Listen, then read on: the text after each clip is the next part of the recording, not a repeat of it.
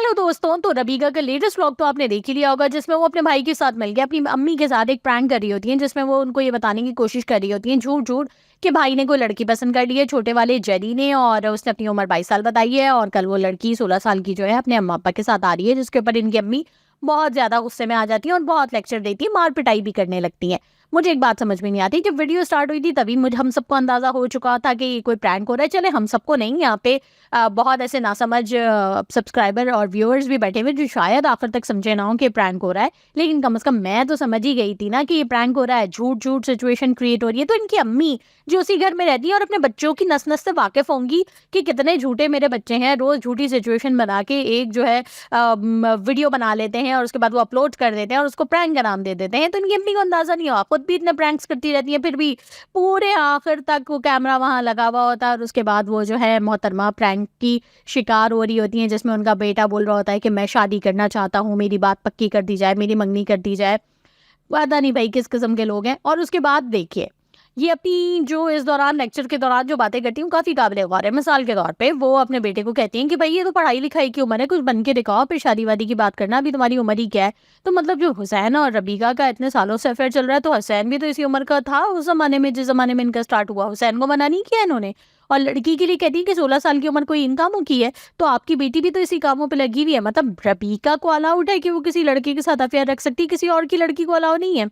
और एक और बात, मुझे कोई ये बता दे कि बाबा का इतना हव्वा क्यों बनाया जाता है। लेट आ रहे हैं, बाबा को पता नहीं चलना चाहिए, बाबा बहुत चीखेंगे। अरे खुरैम शादी करके आ गया, निकाह करके ले आया, बाबा को पता नहीं चलना चाहिए, बाबा बहुत चीखेंगे। रबीका घर से भाग गई है, पता नहीं चलना चाहिए, बाबा बहुत चीखेंगे। जरी ने लड़की पसंद कर ली है, बाबा को नहीं पता चलना चाहिए, बाबा बहुत चीखेंगे। बाबा कुछ भी नहीं कहते, पता नहीं किस किस्म का हव्वा बनाया हुआ है बाबा का। बाबा खुद बड़े मजे से अपने बच्चों के प्रैंक में शरीक होते हैं। और पिछले प्रैंक में तो हमने देख ही लिया है कि किस तरीके से उन्होंने रबीका को जो के उन्होंने प्रैंक किया था। ऑल्दो बाबा खुद भी शरीक थे उस प्रैंक में, एक्टिंग कर रहे थे, लेकिन लोगों को तो वो यही जाहिर कर रहे थे ना कि वो उनको बिल्कुल नहीं पता था कि ये कुछ ऐसी झूठी सिचुएशन बना के प्रैंक किया जा रहा है। तो रबीका उनके हिसाब से, मतलब वीडियो के हिसाब से तो वो सचमुच गई हुई थी। तो जब वो वापस आती है तो बाबा उनको एक लफ्ज नहीं कहते, उल्टा गले लगा के और पता नहीं क्या क्या प्यार भरी मोहब्बत भरी बातें करते हैं।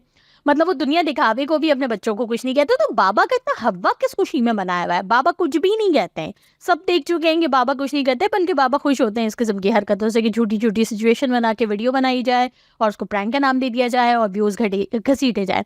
मैं भी वैसे इनकी वीडियोस ना आखिर तक देखती हूँ, क्योंकि मुझे भी ना, मुझे लगता है मुझे लत लग गई है लोगों की झूठी झूठी एक्टिंग देखने की। मैं देखना चाहती हूँ कि ये लोग किस हद तक एक्टिंग करते हैं। पता नहीं ये लोग झूठ इतना क्यों बोलते हैं, ये भी नहीं सोचते कि जो ये सिचुएशन बना के पेश कर रहे होते हैं ये झूठ होती है, झूठ बोलना कितना बड़ा गुनाह होता है और झूठ बोलने की जरूरत क्या है। अगर आप इतने ही बड़े टिकटॉकर्स हैं, इतने बड़े यूट्यूबर्स हैं, इन्फ्लुएंसर हैं, तो आपको ये आपके पास कोई कंटेंट नहीं है, मतलब आप झूठ की बुनियाद पे कंटेंट बनाते हैं जिसके ऊपर आप समझते हैं कि लोग आपसे जेलस हो रहे हैं। जी नहीं, कोई आपसे जेलस नहीं होता सर, आप लोगों से ना लोग चिढ़ते हैं, कम से कम मैं तो चिढ़ती हूँ।